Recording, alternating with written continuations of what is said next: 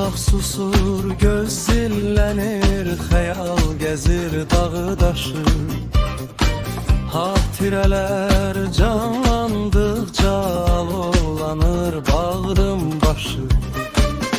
Ömür ötür, il dolanır, yaşım qovur hər gün yaşı. Bu həyatın əzabı da, zilləti də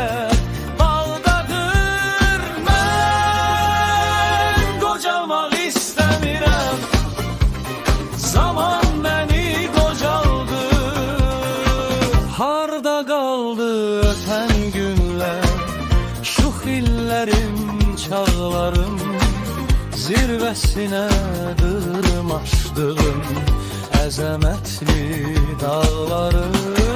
Çeşməsindən su içdiyim sevdalı bulaqlarım. Günlər ötür, həyat məni uşaq kimi aldadı. İstəmirəm, zaman məni qocaldı.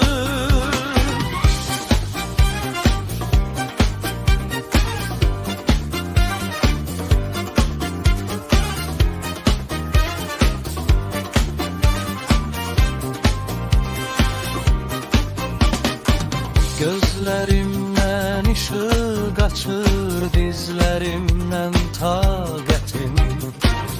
Daha könül oxşamayır, şirin şəkər söhbətim. Hanı mənim oşuqluğum, hanı mənim qüdrətim. Dövran mənə gəlin kimi işvə satır, naz satır. Mən qocalmaq istəmirəm, zaman məni harda qaldı ötən günlər, şux illərim, çağlarım, zirvəsinə dırmaşdığım əzəmətli dağlarım. Çeşməsindən su içdiyim sevdalı bulaqlarım. Günlər ötür, həyat məni uşaq kimi aldadı. Qocalmaq istəmirəm, zaman məni qocaldır. Mən qocalmaq istəmirəm.